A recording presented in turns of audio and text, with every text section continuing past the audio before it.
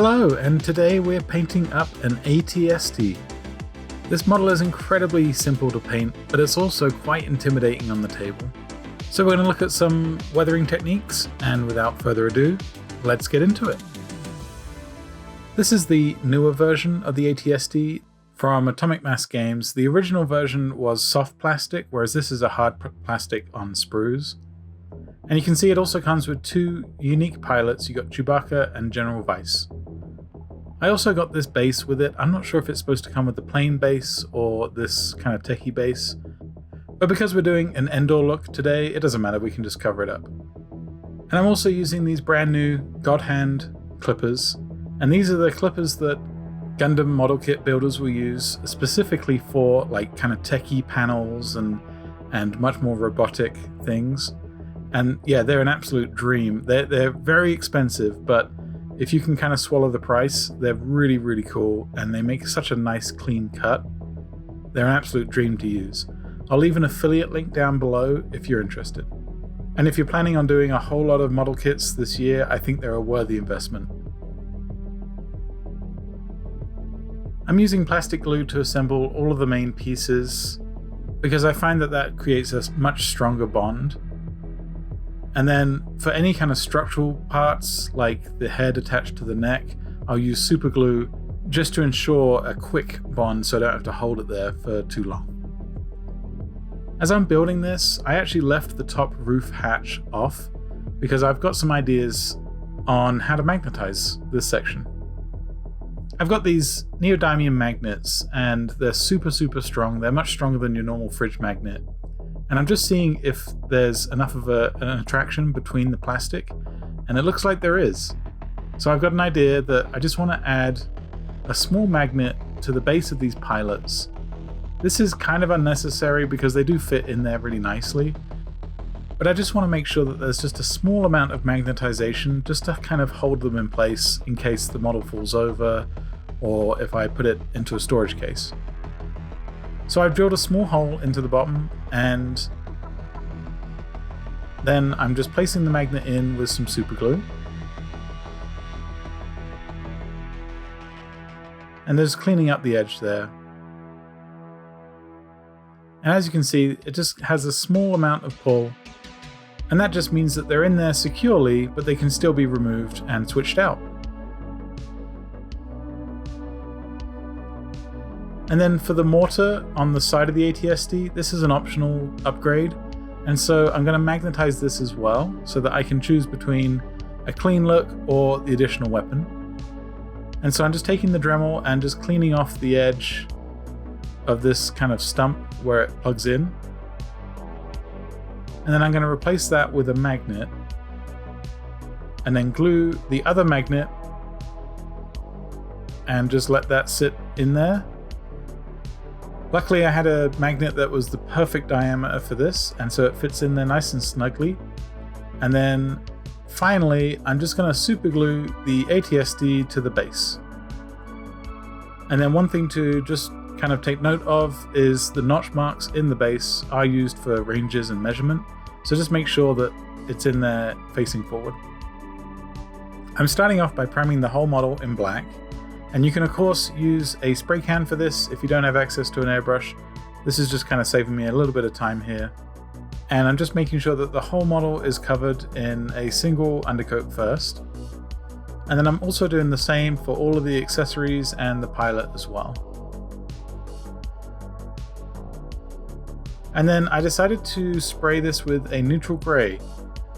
And so I thinned this down, put this into the airbrush, and just kind of sprayed this. You can get gray spray paints as well, so if you're using rattle cans, you can use that gray. This is kind of an optional highlight. I used a bright neutral gray to kind of highlight some areas of brightness. This isn't quite a zenithal highlight, this is just kind of small patches on the model where I just think it could benefit from a gradient. And again, if you're doing something with a brush, you could actually dry brush this on. You'll get much more of a scratchier appearance, but it could work for a brushed steel. And then here's some birch, again just running it quickly through the airbrush. This is just to kind of add a small amount of color to those highlights, so it's not just completely in grayscale. And if I was to use a brush here, this would be kind of my edge highlight. Finally, I'm using a bold titanium white for a zenithal highlight on the characters. And this is just from roughly 45 degrees from above, sprayed with some white so I can see those lights and shadows. I've decided to try out a pin wash today. This is AK's Dark Umber, and this was a brand new paint, and it kind of worked, it kind of didn't. I got a really kind of rough texture from the airbrush, and so you can kind of see it's almost like spidering out from wherever I let it sit. It does pin wash, but it's also like kind of a bit messy. So I went in with the odorless spirits and just kind of erased and cleaned up those sections. The reason I didn't want to just cover the whole thing in a wash was because I still want that vibrancy of the greys to come through the brightness of the greys, and a wash would have darkened it all over. So by pin washing, this is kind of selectively choosing small areas that I do want to have that wash. And as you can see, it works much better on the smaller technical details on the paneling rather than the big kind of wide open panels. So in the future, I'll probably just use this for much more complex or smaller models.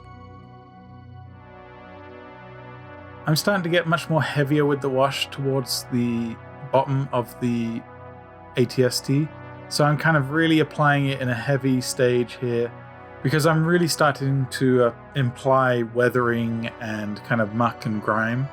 So I'm going really heavy-handed with the wash, and then with the mineral spirits just kind of feathering that edge so it's not so abrupt. This also helps it sink away from those flatter areas and into the recesses a little bit more. And it's also starting to make a natural shadow on the model. And just a word to the wise, just be careful. I used a napkin to clean up some of the wash because it was pooling, and I did pull off some of the undercoat and expose the original model, but we can cover that up in a minute.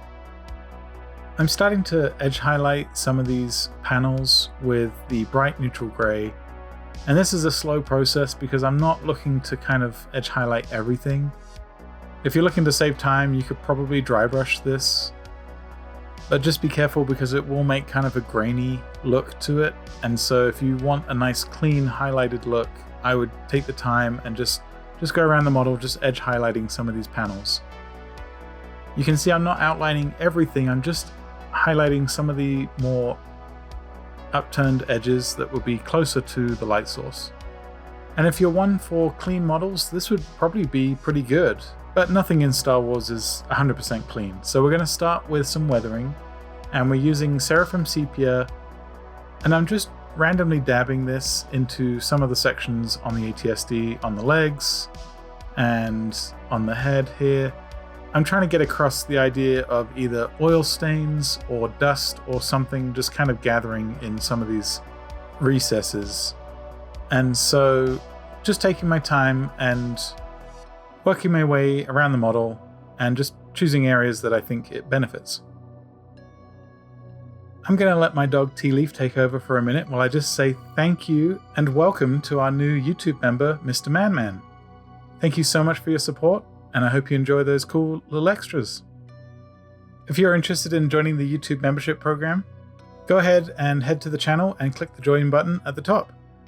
And you too will also get some really fun extras, as well as a shout out in a future upcoming video. So coming back to the ATSD, we're using some Nuln oil, and this is kind of to imply rain streaking. I've actually thinned this down with some water just to kind of lower the opacity of the wash itself. And in hindsight, I probably could have done it another shade lighter as well. I think this came out a little too dark. But I'm just basically just pulling down on my brush just to kind of imply rain has dried. I'm also taking a sponge here with some bright neutral grey and just randomly stamping this on. This kind of helps to add to the wear and the chipping on the metalwork.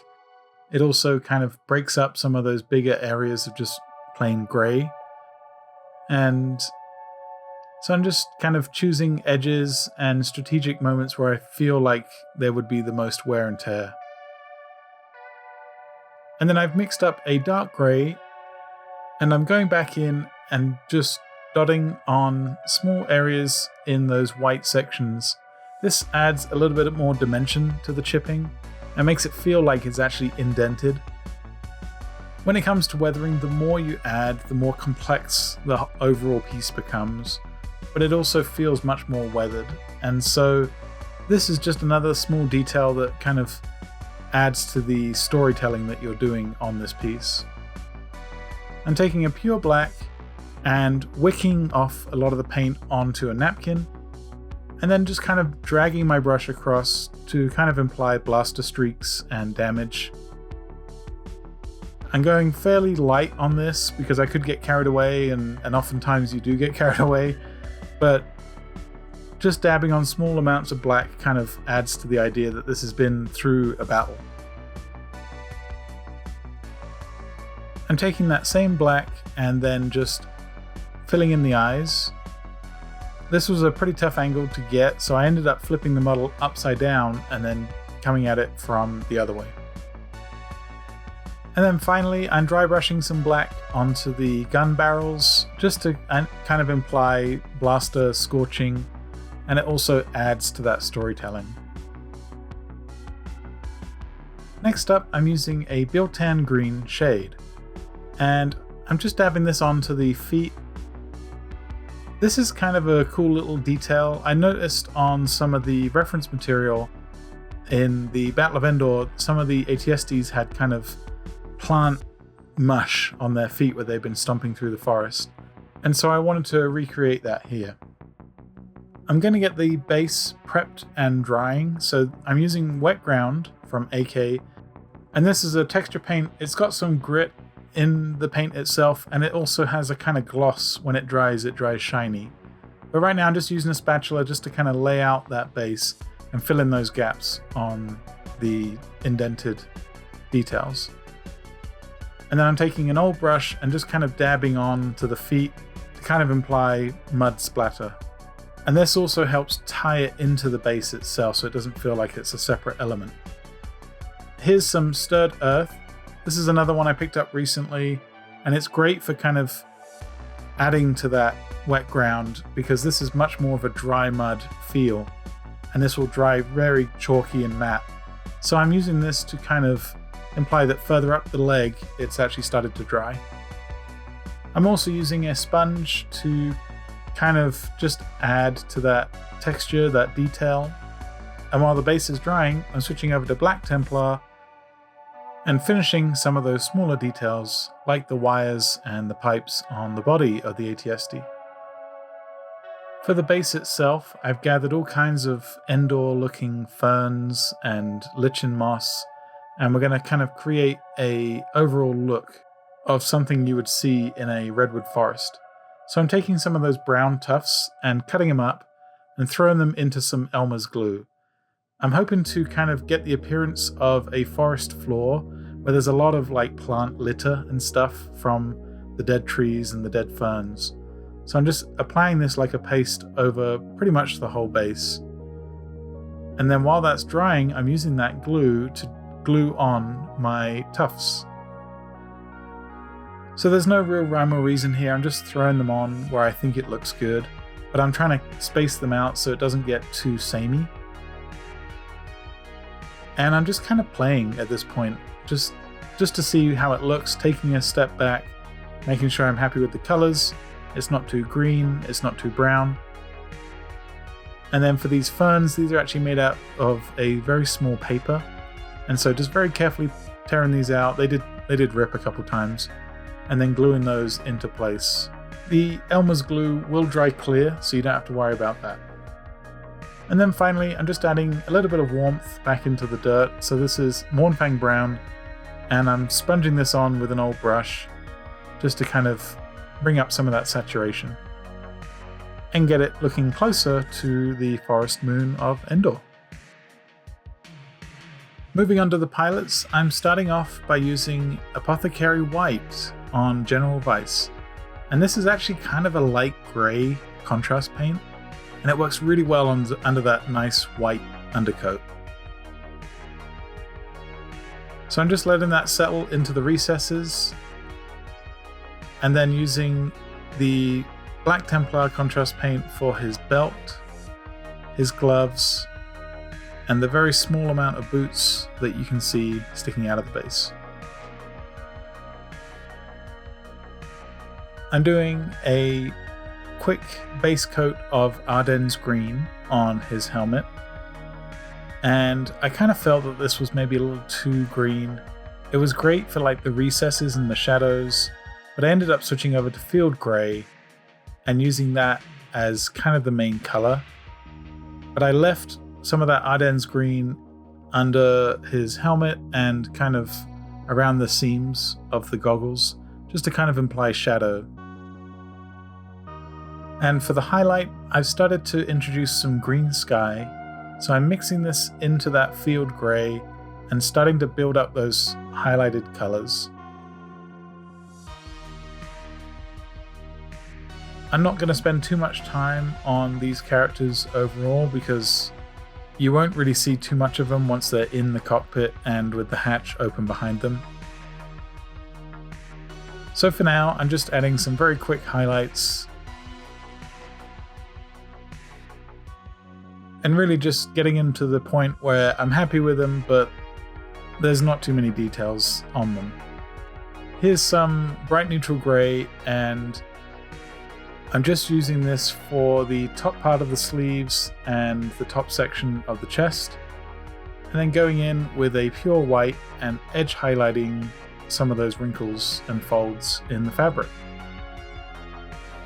I decided to add a quick highlight to his shoulders with that pure white as well, and it kind of creates more of a rounded chest, a rounded shoulder area. For the belt buckle, again, just very, very quick is the name of the game with these guys. So a neutral grey, and then a quick highlight of some of that bright neutral grey to kind of imply a shininess to it. And then I'm going to be switching over to a Caledor sky and a Mephiston red, and this is for his regiment markings on his chest. The sculpt is raised, so I'm just dragging the brush across very lightly to kind of keep the spacing intact so you can see each individual square. You've probably seen me do this before with other leather gloves and boots, but I'm really just throwing on some very sketchy, quick highlights. I build up a grayscale on the palette, and then I just kind of build up to a bright white, getting smaller and smaller, and getting more and more small hash marks in there to kind of imply a reflected light. And this is a really fun way of kind of painting leather without having to resort to a gloss paint or something. And now for the face. This is my usual recipe of Bugman's Glow, and I apply this all over the face to get just full coverage. This is kind of my base layer. And then I go in with a black and a fairly light grey, and I just dot the pupils. I don't really care about being clean, because then I'll go back in with that Bugman's Glow and just tidy up around the edges and get those eyes looking the way I like them. And then I'll introduce some pink flesh into the Bugman's Glow and start to build up the highlights to that pink flesh. So this will be one layer of kind of a mix between the two, and then another layer of just pure pink flesh. And just like the gloves, we're getting smaller and smaller with our highlights. And for this one I decided to use pale skin. Normally I use like a deck tan or some kind of tan color, but I decided to use this instead today. And I mixed that into the pink flesh for my next layer. And what I'm doing is I'm kind of focusing that really on the chin, the nose, and the cheeks. I'm using a black to get that final edge on the helmet, taking extra care just to make sure I don't spill it onto the clothing underneath. And then for the goggles, I've decided to use Ratling Grime. You could just use the black Templar from earlier, but I wanted just a small amount of brown in there to imply kind of a smoked lens appearance. And then I'm finishing out this pilot with a black around his base. For Chewbacca, I'm starting off with a dark wood speed paint. I decided to use speed paints and contrast paints for his fur because I figured that was probably going to be the easiest and quickest way. So I ended up switching over to a hardened leather for his arms and his chest, which is a lighter fur. And while those two speed paints were wet, I was able to wet blend between the two. And it made this really nice transition between those two different shades. Once those were dry, I went in with a black and filled in his eyes. And then I'm using a bright neutral grey for his teeth. I just used the edge of the brush here just to catch some of the smallest sculpt details. I've got some Bugman's glow still left over on the palette, so I'm using that for his lips and his tongue. And then I decided to switch over to XV88, and I'm kind of using this to begin the highlighting on the lighter parts of his fur. I'm also using that same Mournfang brown that we used for the base of the ATST, and this is for Chewbacca's bandolier and his satchel.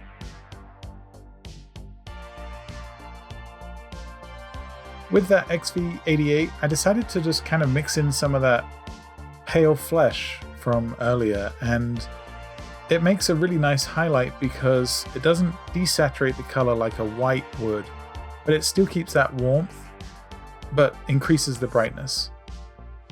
So this is increasing stages of pale flesh introduced into that XV88, and then kind of dabbed on. I'm pulling my brush strokes down to kind of imply fur.